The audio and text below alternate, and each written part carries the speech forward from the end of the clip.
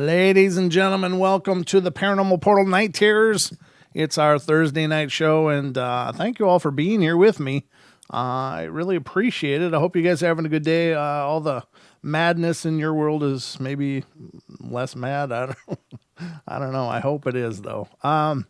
Things are going okay here. It's been a busy day, but got a lot of things in the hopper. Remember, tomorrow night here on the portal, 7 p.m. Pacific Standard Time, tomorrow night, Mr. Ron Moorhead will be joining us.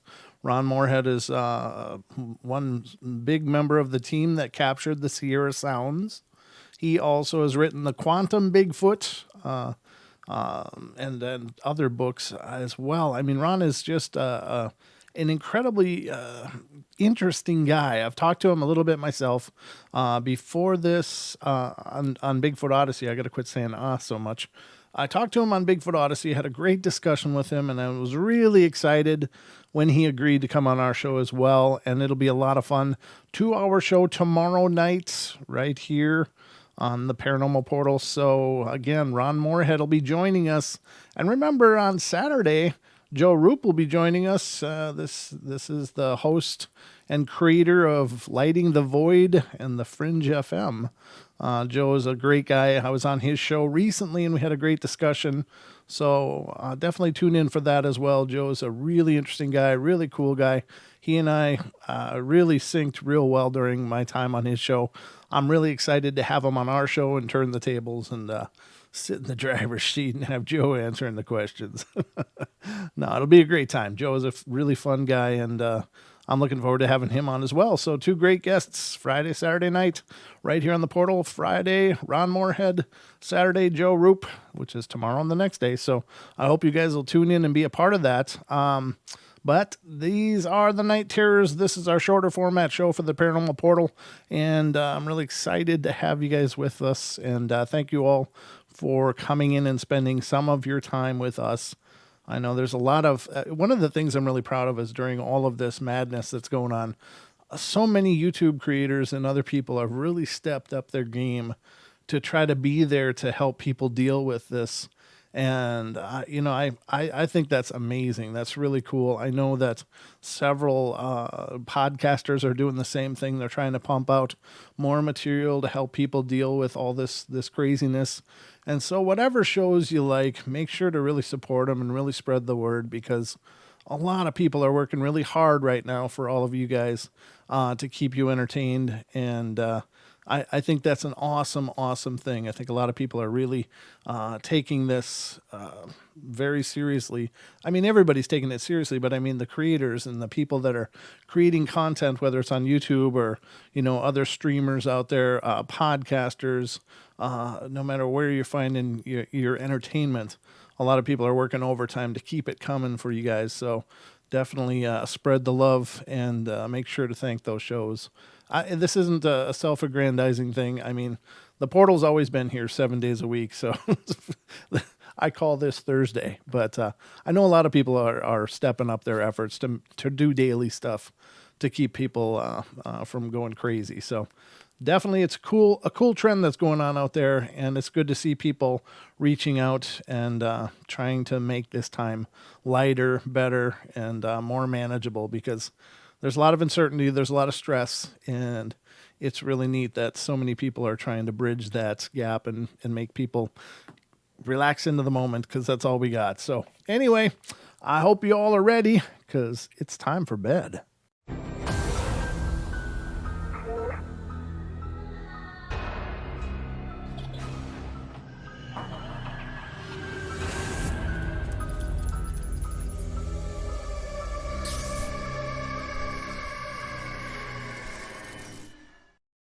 All right, ladies and gentlemen, we are now underway here on the Night Terrors, Ghostly Encounters, number 23.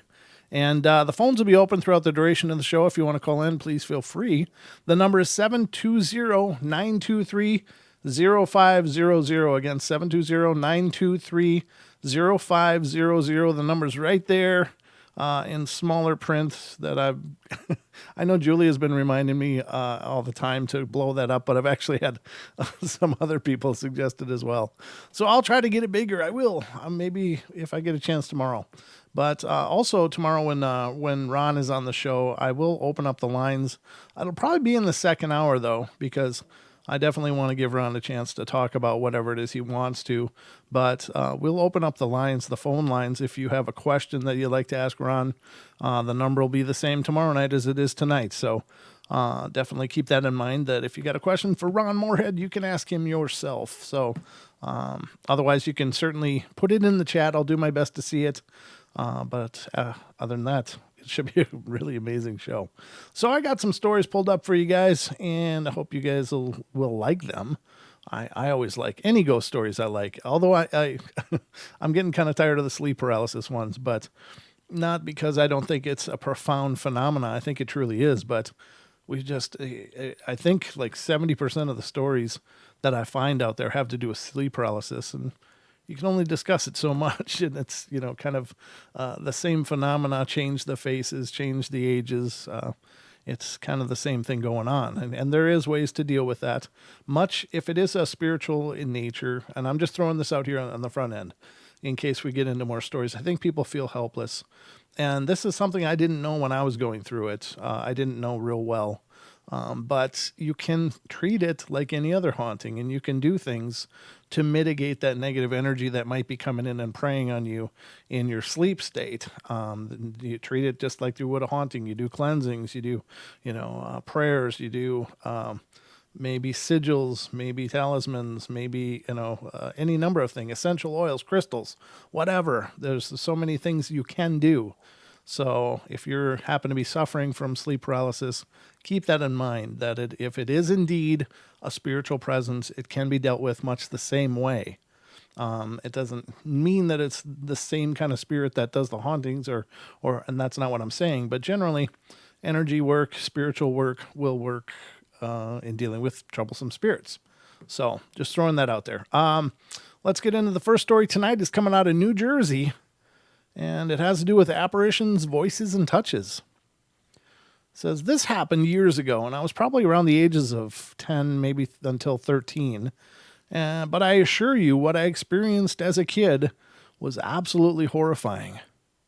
During this time, I had a pet cat, which would walk around the house at night, but it would be known it was the cat because she had a bell around her neck that made a jingle noise every time she moved. So as I prepared for bed, which is a sofa that converted into a bed, I proceeded to turn off all the lights and the television and just lie down. After a long time of trying to sleep, I hear this heavy breathing noise that seemed to originate from under my bed. I thought to myself that it was probably my imagination, or that I was probably breathing so heavy that I could hear myself. With that thought in mind, I then decided to hold my breath and stop breathing to see if it was me.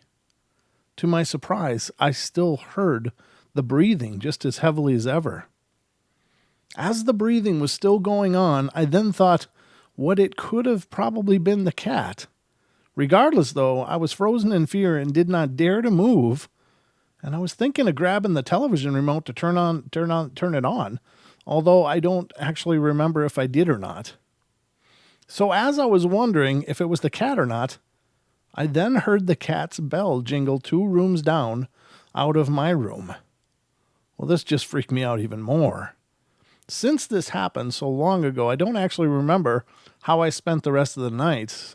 Anybody have any ideas of what it could have been? I just remember the next morning when I checked under the bed and the couch, I found nothing. I actually heard Anubis doing some really weird breathing. I look over and he was hacking up a fur ball. It's like, oh no, go outside. So he was doing that. It's just the most horrible thing. And you feel bad for him, it's because, what do? They got to deal with it. But yeah, it's a horrible noise. But you got to love those cats anyway. So that's that story. Let's get to the next one. And this one's coming from Virginia, ladies and gentlemen. Virginia. Photographs and EVPs, apparently. It said, this strange image. Oh, we got a picture, so we'll pull that up in just a second for you guys to see. It says, this strange image was captured using a Polaroid instant camera. The photo was taken in June of 1992 in Salem, Virginia, and the image is to the left of the photograph. Many people have remarked an uncanny resemblance to Charles Manson. The property where the house stands is reputedly haunted. Residents who lived in the house have reported sounds of horses galloping down the driveway, sounds of furniture being moved across the floor, and strange lights floating about the property. My great-grandparents had the house built in the early 20th century, and they used to talk about seeing a woman dressed all in white walking down the pathway towards the house. In one particular evening, both my grandfather and great-grandfather saw this strange woman in white leaving the house, and when they inquired to my great-grandmother who her guest was, she informed them that she'd been alone all evening. The day the photograph was taken, it was warm summer afternoon about 2 weeks after my grandfather, oh, this is sad, killed himself. He was 82 years old, and out of the 4 people present at the house, we all, to some degree or another, experienced headaches, feelings of suffocation, and general discomfort. I personally felt like I was being watched by something unseen. My grandfather collected and tinkered with old radios, which he had strewn about one of the upstairs rooms, and when we tried to turn one of the radios on, there was nothing but static, and suddenly a voice came over the airwaves, that of a man that said, "We are not alone." Ooh, that's a little spooky. Let me get this set up for you guys to see it. The image, anyway. All right, hold on here. I got to open the image itself. Boom. Oh.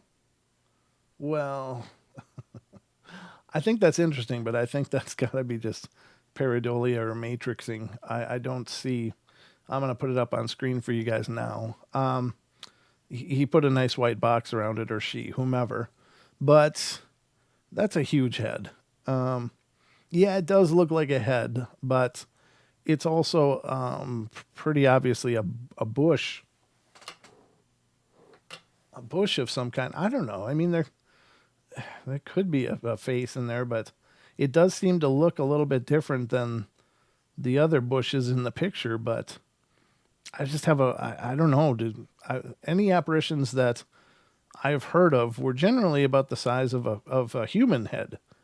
They weren't blown up like this was, unless this head was somehow really close to the camera, but just lined up with that bush and therefore stood out. Whereas if it wasn't lined up with the bush, maybe it wouldn't even have been noticed. That is really curious, though. I don't know. I guess it's weird because it doesn't look like the bush right next to it.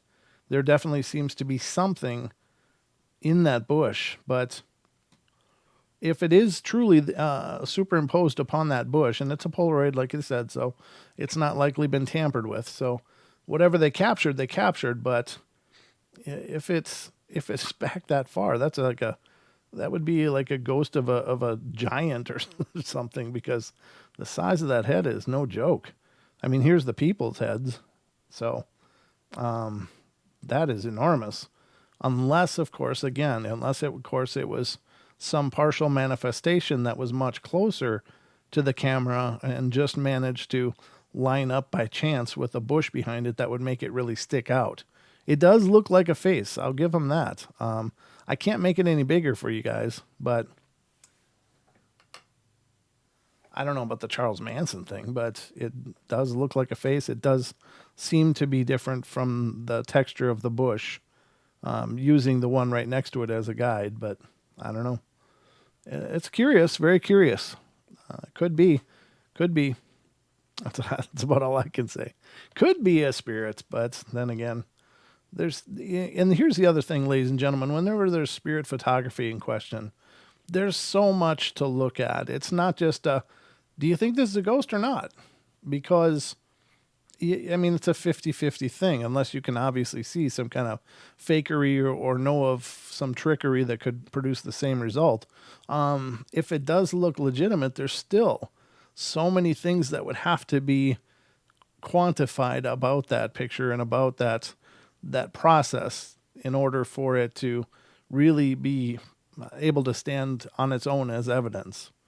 I mean, they did have activity on the property, so that as well as this picture is, compelling. But I don't think anybody that is a serious researcher would just say, "Yep, that's a spirit," and they caught it on camera. The end.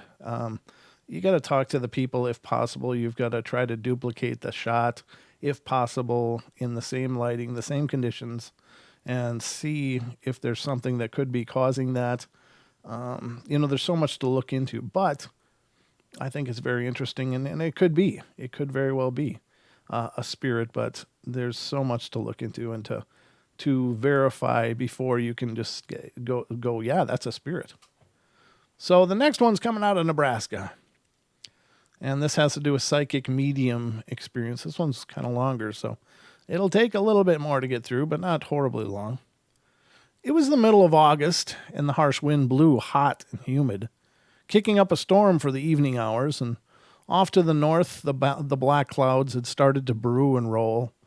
It was about 6:30 p.m., and my date was late.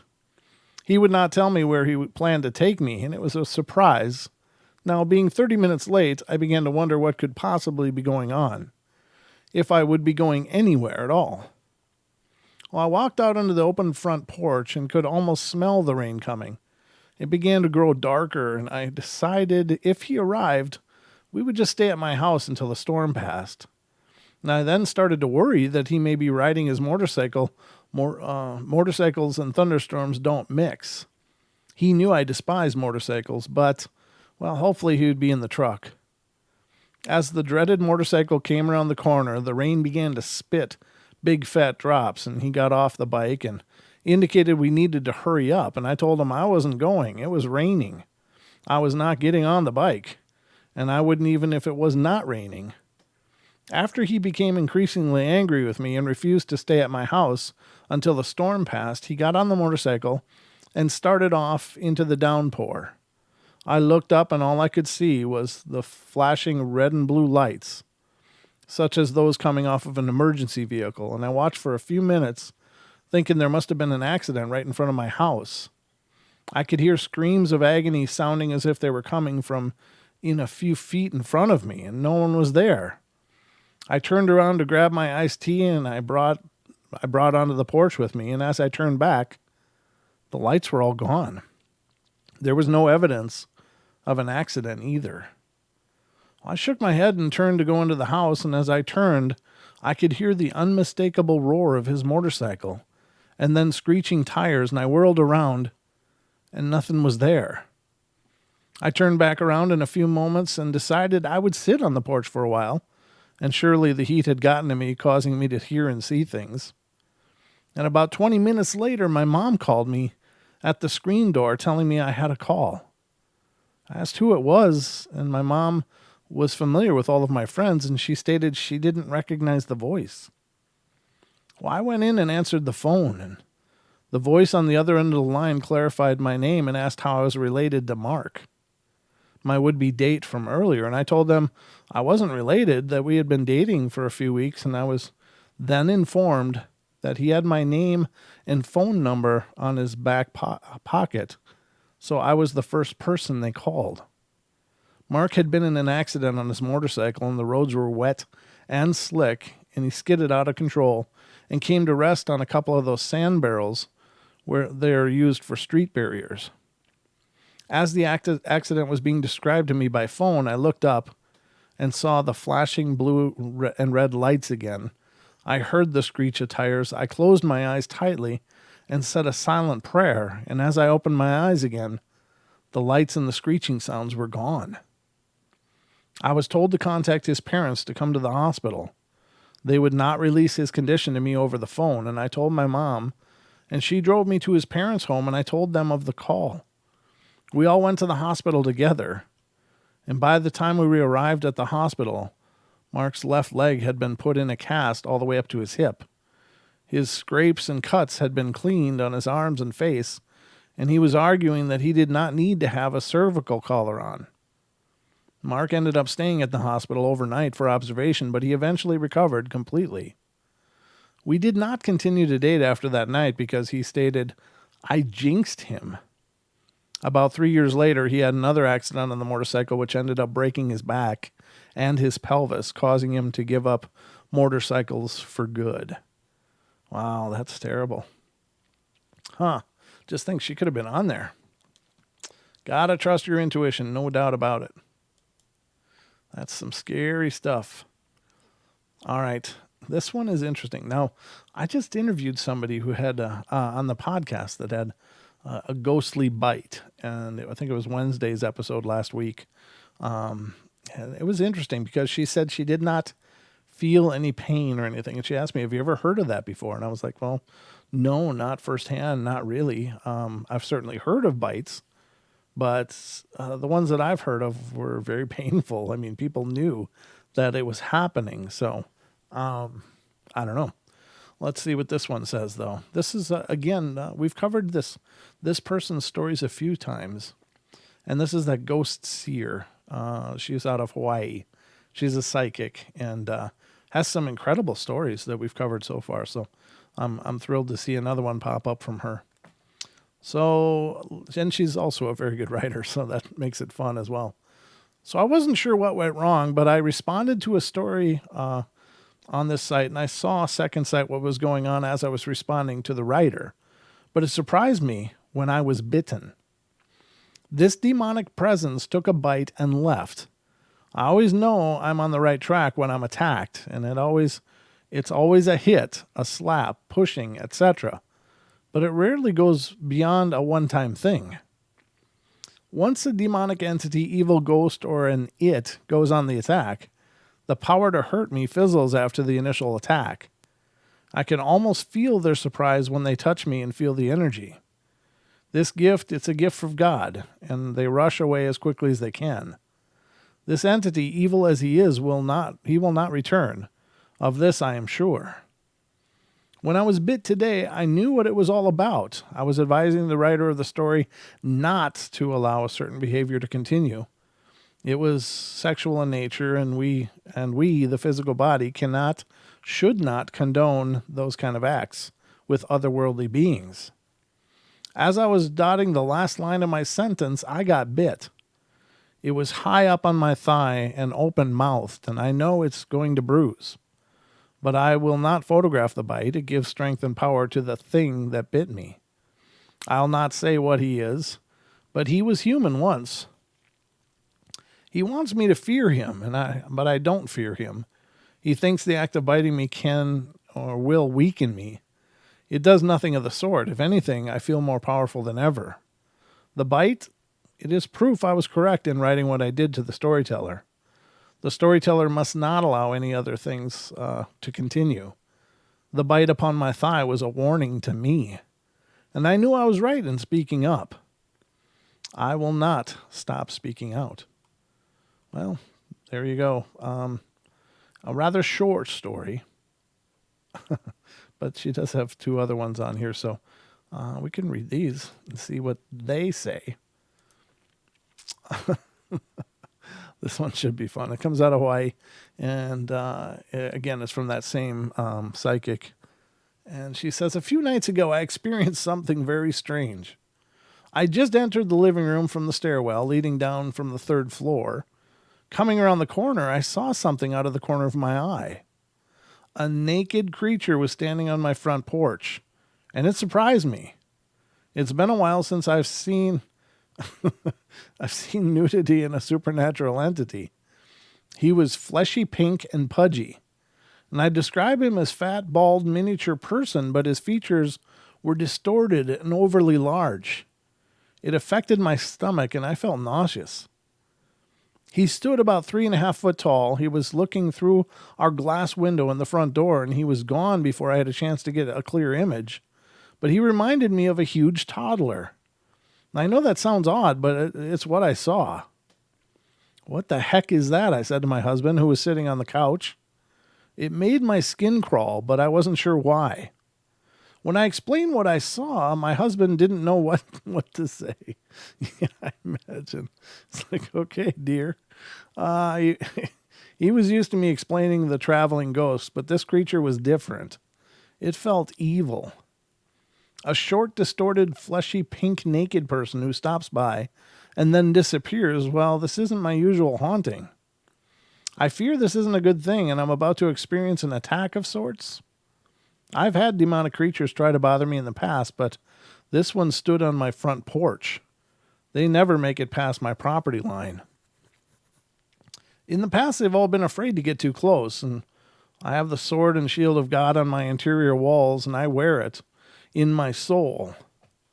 I guess I'll need to do another walk of my property and strengthen my spiritual borders. And I live by some lost souls in my neighborhood, and they attract the worst of the worst evil. These neighbors are stuck within their drug and alcohol abuse, and I get to live amidst the problems they attract. Hawaii has a high incidence of drug and alcohol use, and we live in a beautiful neighborhood overlooking the ocean, and most of the people in this neighborhood have come from other mainland states. Everyone comes here to get away from the mainland problems, but they don't leave them behind. I get pulled in all directions when the abuse gets rolling. I can smell and taste the drugs and the booze, and it makes me dizzy as they get high. On those days, I hop in my car and drive towards the sea. It's difficult to be a sensitive in this neighborhood, and it's difficult to be a sensitive, period. The entities surrounding these individuals are not good. There is a lot of evil around me, and they know who I am. My husband and me, we don't drink or smoke, and we most certainly don't do any drugs. It makes it harder to be attacked when you don't give evil any ammunition. Smoking drugs and taking drugs and drinking alcohol to inebriation, it makes you vulnerable to the evil in this world. In my home, we are strong, but those dark creatures try to attack us anyway. We bring prayer into our home on a daily basis, and believe me when I say it works. Let me try to explain. It's like being in a small boat in the middle of a stormy sea. The boat is being tossed about like a small toy, and the sky is pelting you with rain, and lightning strikes are getting closer and closer. Now imagine a strong pair of hands scooping you up each time a wave threatens to topple you into the ocean, but allows the lightning strikes around your boat. This describes my life within this neighborhood, my life in this physical world.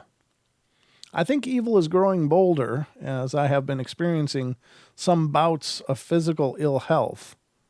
And this is when the bad otherworldly beings attempt to strike me down. The evil on the other side, it lies in wait for our weakness. I pray more, try to forget my ills for a while, and hold my shield of protection even tighter to my body. For those of you that do not believe evil exists, please don't bother to comment here.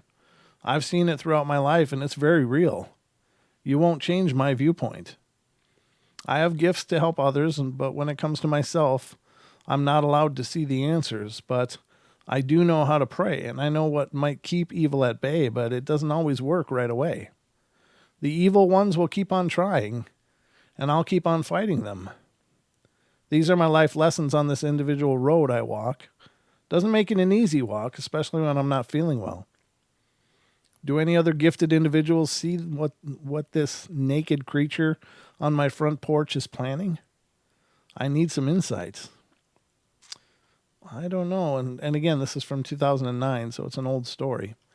But that is creepy. And I will say, it's my opinion that, for the spirit world, there really isn't a time. They don't have to bide there or worry about the time it takes for something to happen. The one thing that it seems that they have plenty of is time. And if there are some dark things that are trying to harm you, they won't run out of motivation. They just won't. And they won't run out of effort. And so it's important to, for us, I think, to be diligent in protecting ourselves and in changing their mind. Changing their mind by, just a powerful counter or powerful shields or, powerful protections. If you feel like something dark is after you, then definitely get all the help you can, because these things are single-minded. They're just on a mission. It's kind of like I don't know if this is accurate or not, but it's what comes to mind. It's like, when you think of like a SEAL team, I mean, they're single-minded. They go and go and go, and they'll go through anything to get what they have to do done.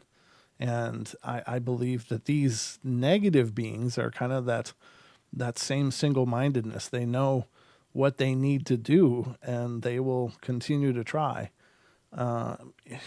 for as long as it takes, either until they know that they just can't be successful or until they win. So it's either they win or lose. They just don't give up. They don't get bored. The only reason they would get bored is if they know that they just can't get through. So that's my opinion on it, and that's not me trying to make more out of it than it is. I just think it's important to understand whenever you're up against something, what is it? What does it want? What is it doing?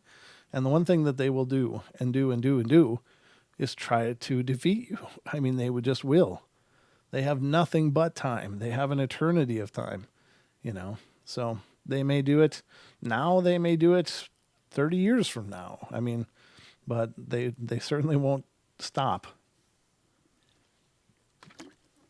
Now, she also had one more story, and I thought, since it's the last one that I see that's attributed to her, I thought we'd read that one as well. So let me get this one. And this will conclude all of her submissions, at least that I've come across. And this one is kind of long. No, it's about a medium-sized story, but it's actually coming out of California. So it says, too many times I've seen them diving under the waves. The horrible part is when they don't come up for air. And this is when I start to panic, wondering if I should toss off my coat and shoes and pull off my heavy jeans and go after them. I don't want to hesitate too long, just in case it's a real living person and not a residue from the past. A difficult thing about being a sensitive is I get so used to walking with the dead that I forget to separate the emotions, the ability to differentiate between what is real or simply residual. It makes my stomach hurt to think I'm watching somebody drown. So far, it's just memories imprinted into the area, and I hear their cries as they struggle to survive when they change their minds and try to go back. Too late. I feel the pain and suffering as they try to hold on. Most of them get so tired they can't hold their weight above the cold water of the Pacific. The Hispanic who try to go around the border patrol, they don't swim as well, and it's like a massive wave of images inundating my mind's eye. And this is one of my experiences when I saw it one specific day. I took a drive down to Imperial Beach with my husband. It was there. I felt a heavy breath of sorrow hanging over me, and I never know if I will be able to tolerate what I'll be shown. But I can't stop living because the dead intersect my path. Hesitation overwhelmed me, and I thought long and hard about what I was feeling. I wasn't sure if I should chance it and go walk along the beach, but it was such a beautiful day. My husband was leaving it up to me, and I made the wrong decision on that day. I should have gone back to the car, but I wanted to take a stroll along the water's edge. It wasn't the romantic hand-holding that I had envisioned, though. My heart was growing heavier by the moment, and I tried so hard to ignore them. It isn't something I can shut out, all those voices crying out from the sea.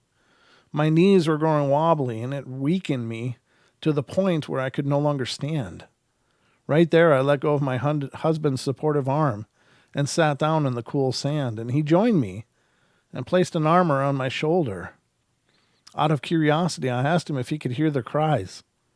He looked into my eyes and said, "No," in a soft whisper. He knows not to talk too loudly when I'm in the throes of the paranormal. I told him what I was seeing, and he held me tighter. I was shaken pretty good by this point, crying along with the waves of voices. I saw them bobbing and weaving along the sea. I witnessed them giving in and floating face down. Most of them had been caught in a riptide and pulled out too deep. They were so tired, they need to survive The need to survive is strong, but the body gives in when it's time to give up. It isn't the nicest of sounds. It's an unpleasant visual as well. But I don't have a choice, and on that day I saw hundreds from the past, men, women, children, teens, each death unfortunate, untimely. My husband watched me mourn each and every one of them. Quietly, he sat there next to me, arms wrapped around me as I wept for them. I described what I saw, and I told him so he could understand. He listened with concern and sadness. He believes in me. I am blessed. Yeah, that's got to be the hard part, you know. It's like watching a movie. You know that Titanic's going to sink. You just know it's coming, and there's nothing you can do except either continue watching it or change the channel. But and Jack's not going to be on the door. There's no room on the door for Jack, and you know that's coming. And you still got to watch Jack turn into a jacksicle. That's so tasteless. Sorry, I couldn't resist. Oh, you know, the Titanic movie. I don't know. It was funny in my head. I hope it was funny in yours. All right, the next one is that's the things I do to entertain myself. Sorry. I don't think anybody noticed it anyway. What are you guys doing in there? All right, I'll continue. This next one is coming out of Colorado, ladies and gentlemen. This is having to do with a haunted place. It says, from the time I was born to the age of 9, I lived in a small house in Denver, Colorado. My family moved into that house when I was a little before I was born, rather. We still don't know what really happened in that house, but my older sister once mentioned to me that a neighbor had once told her that a little girl had died in that house before we moved in. It was obvious that the house was haunted. There were many strange things that occurred in that house, and there were still some things about that house that still puzzle me today. In this story, I only write about a few things that happened in that house. One night, while my mother was up waiting for my father to get home from work, she noticed that by looking in the reflection of the television screen, she saw a little girl standing in the hallway. The little girl was too young to be my older sister and too old to be me. And as my mother turned her head to look towards the hallway, the little girl had disappeared. My mother then realized that she had seen a ghost, but she wasn't frightened by her, and later an uncle from my mom's side of the family had also seen the same little girl, only he saw her kneeling by our couch as if she were praying. The little girl never frightened anyone, and we always felt comfortable in our home. However, we did have one guest who had a terrifying experience in our home. My father had a nephew who was in town visiting, and he was going to stay at our house, and my mom felt somewhat uncomfortable about having him stay with us because she had always had a weird feeling about him. She felt that he wasn't a very good person. Anyway, my father's nephew complained that a man dresses in black came to him one night as he was sleeping and was trying to strangle him. This shocked my dad because he knew the house was haunted, but the ghosts in the house was harmless. And this left my parents very confused. The most significant experience that I had in the house happened when I was about 8 or 9 years old. I was by myself in the backyard, which was very large. My older sister was watching television in the living room, which was in the very front of the house. So she couldn't see me or hear me, and my father had placed a large heavy metal between the branches of a tree. A large heavy metal between the branches of the tree, which was at the end of our yard, and from the metal he tied a rope so that my brother and I could hang from it. Well, I was all alone playing on this rope, and suddenly I look up and see that the heavy metal bar was not on the branches of the tree anymore, and it was falling directly over my head.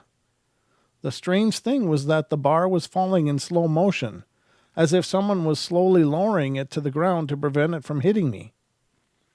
After looking at the falling bar for a second, I moved out of the way, and as soon as I moved, the bar hit the ground with a loud thud. I am certain that if I had been hit by this heavy bar, I would have been seriously injured or perhaps dead. I told my mom about it, and we came to the conclusion that it was the little girl who protected me from this falling bar. However, we are still not sure about what attacked my father's nephew. We don't know if the spirit was trying to scare my father's nephew away because he was a bad person, or if there was another bad spirit in our house that stood away from us because the little girl protected us, but attacked my father's nephew because the little girl didn't protect him. We're not sure.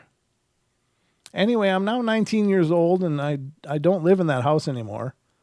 However, ever since I moved from that house, I keep dreaming about it. I always dream about the house being haunted by a little girl, and I become very frightened by my dreams because they seem so realistic. A few months ago, I found that the house was for sale and decided to go check it out. As I walked through the house, I saw that many things had changed, but a few things were kept the way that we had them when we had lived there. And as a child, I never felt afraid in that house. But this time when I was standing alone in my old bedroom, I felt as if someone was staring at me from all directions.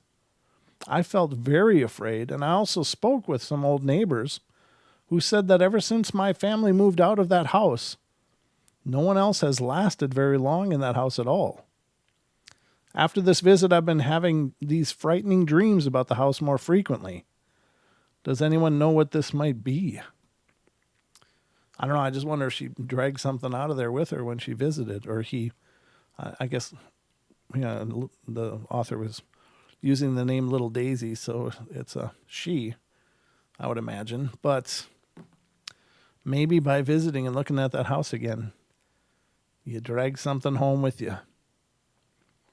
I don't know. That's very creepy. Very, very creepy. How we doing? You know, the thing I can't see is how long we've been going. I'm getting used to this new YouTube studio, and I don't know. I don't really know what I'm doing yet. It's all strange to me. Before on the other one, there was a clock right on the top that lets you know how long you're streaming for, but this I don't see unless it's in another tab or something. But I guess we're doing okay. We got about 10 minutes to go, so I'll pull up some more. And we'll keep going. Because that's how we roll here in the portal, ladies and gentlemen. We keep going. We are the Energizer Bunny of the paranormal. I'll pull up a few more. I don't know how long these are, but this one might just be a 10-minute story, so I guess I'll read this one. This is coming out of Nebraska, and it has to do with haunted places. And it says, working in and around the medical field since I was 15. I lied about my age to have a job and help my mom. I guess you could say I've worked in just about any type of office or hospital you can imagine. I've been in large hospitals, small private clinics, and laboratories. And each of these areas had their share of encounters or experiences, held within their walls and in some cases on the grounds for me to deal with. I had 3 small children, and my husband had been laid off from work for 3 weeks.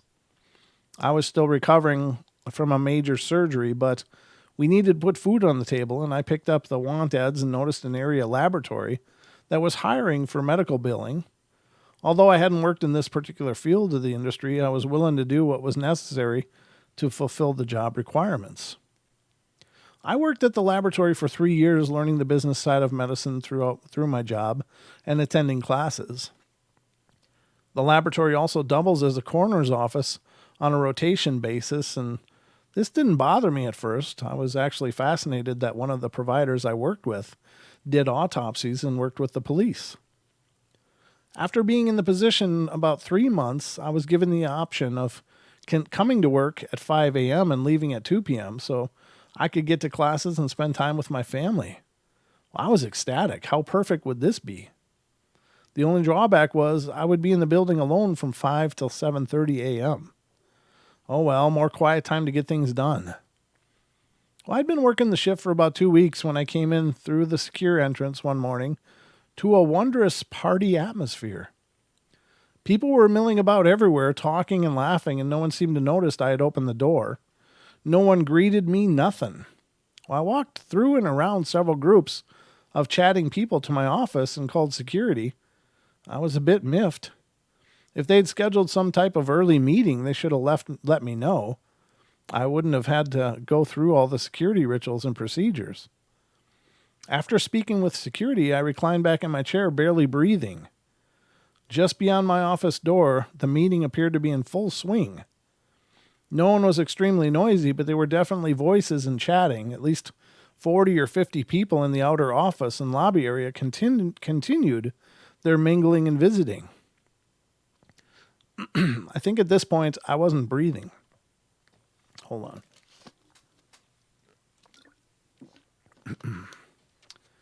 on. I had goosebumps and my whole body tingled. You see, when I called the security guard, he patched us through a 3-way call to the security company, as there was not to be anyone in the building that morning. As I spoke on the phone with security, the security company checked all the logs and cameras, including recorded video from earlier that morning and late the previous night. No one entered the building or left it, for that matter, since 8 p.m. the previous night. When the last technician left at 8 p.m., he activated all security locks and cameras, including the gate. As I listened to the two security men talk, the gentleman at the company asked me if anyone was near me. I advised him no, they were all in the outer office area and lobby, and after a couple of moments' hesitation, the gentleman informed me that he was looking at the live camera feed to these areas, and there was no one there. Both gentlemen assured me that the police had been dispatched, and I should lock myself in my office. I was adamant when speaking to them that there were at least 40 to 50 people there, and I was certain they knew I was in my office. I just walked through the group to get to the office. At this point, they both became silent again. The security guard I worked with on a daily basis asked me if I went partying the night before, if I had taken anything illegal. They thought I was nuts, and I told them in a very shaky voice that I had not been partying, nor do I do drugs, but I was very frightened being in the building with all these people and malfunctioning equipment. I begged them to hurry and get to the lab. After hanging up and finally catching my breath, I turned slightly in my chair so I could see the lobby. There were people of every age group, every ethnic group, and every style of dress. Then I saw a woman in her nightgown go past the door and a man in his boxer shorts. Okay, I was officially frightened. This was not exactly the type of group you would expect at a medical facility meeting. They looked like they were at home readying for bed or a bath. I got up as quietly and quickly as I could, walked to my office door, closed it and locked it, and I kept my ear to the door, as it was impossible to hear anything through the doors. All the doors in the building were fire doors, and about 8 minutes later, the security guard and 3 uniformed police officers unlocked and opened my office door, and all of them looked at me like I was from the moon. After about 45-minute interview with the officers, they informed me that there was no one on any of the cameras in any of the videos. The gate security had been used only once, and that was by me. The only motion that was caught on tape that night, except for me, was the autopsy cooler room's door closing with the slam. They assured me this happened because of a faulty hinge. Yeah, okay. I learned later that not only individuals with a pulse actually inhabited this business and worked there, but many others did as well. Wow. Could you imagine going into an office that you work at, you've been at for a number of years, and changing shifts and suddenly walking through a ghost party? I think that's kind of cool though, because the idea is like, if they got to be there, at least they're having a good time. I don't know. At least they got company. That's bizarre. I imagine that would have to be scary, but wouldn't you kind of feel honored to have experienced something like that? I don't know. I guess I'm only on the outside looking in, so it's just me thinking about what would I feel like. And I just think, wow, how many people can say they've seen something like that? I don't know. That's pretty cool. That's really an amazing story. Do I know it's real? No, I have no idea. But it sounds very, very interesting. I guess that would be really tough, though, to have made that call and to be still seeing and hearing people, and then to find out that there was nothing there for anybody else. Nobody else experienced what she did. I just wonder if anybody else has ever experienced what she did. Was there some other person on that shift before? I don't know. That's very, very wild. Interesting story, ladies and gentlemen, but that's what we love here on the Portal, is interesting stories, because it's all about the discussion. The Portal is all about the discussion. So anyways, I hope you guys are loving the shows. Thank you so much for being here with me. Please check out the podcast. Got a great one coming out tomorrow. Kevin Foster, and there's a different name to it. I want to say it right, because it's not a place I've learned much about except for the interview. But it's the Hockomock Swamp is what he covers. Kevin Foster is a researcher and an author, and has had many cryptid experiences in the Hockomock Swamp. And he joins me on the podcast tomorrow to discuss those things that he's experienced, and some of his work in his book that he's written. So I hope you guys will tune in and check it out. He's got some Bigfoot sightings that he went over with me. Pretty cool. I mean, the guy's seen quite a bit. Excuse me. But I hope you guys will check it out. And again, that's not the YouTube show. So don't ever confuse the YouTube show with our podcast. Those are two very different things. The podcast is an audio-only production, and it can be heard on Spotify, Pandora, iHeart, iTunes, Podcast Addicts. There's a number of other ones, Google Play, just not Stitcher. Stitcher's the only one I know that it's not on. But I hope you guys will check it out, because those are all different episodes, and I think they're great, but I'm obviously a little biased, so I hope you'll check it out. That'll be released tomorrow, well, tonight at midnight. It'll become available. So the beauty of the podcast, of course, is that you can download them, take them with you. Well, not that anybody's going anywhere anymore, but you don't need an active internet connection after you've downloaded it. You can play it at will and replay it or whatever you want to do. So let's see, anything else? Again, tomorrow, Ron Moorhead will be joining me right here on the show. So I hope you guys will tune in with us. And if you've got questions for Ron, please ask them. If you have questions you would rather have me ask Ron, then please email them to me. You can email questions to Ron at paranormalportalradio@gmail.com. That's how you can get a hold of me. He'll be on the show 2 full hours tomorrow. So Ron Moorhead right here on the Portal. And again, if you're not familiar with Ron Moorhead, that's the guy who was part of the team that recorded the Sierra sounds, the Bigfoot chatter, the samurai chatter. If you're into Bigfoots, then you'll know what that is. If you haven't heard it before, tune in tomorrow. We've got some cool sound files, including the original Sierra sounds, that we'll be going over on the show. So just going to be a cool episode. And again, on Saturday, Joe Roop joins us. So there's a bunch of fun coming on the Portal. Hope to see you guys there. Thank you very much for being a part of what we're doing. Thank you to all of you who are spreading the word and letting people know about the Portal. That's just amazing. Getting emails and messages all the time from people who've been referred to us and how much they're enjoying the shows. So thank you to all of you who are working to spread the word about the Portal. I guess that's it for me for tonight. So I love you all. Be good, be kind, be nice. Take care of each other. Help each other out. Find the magic in every day. And remember to laugh as much as you can.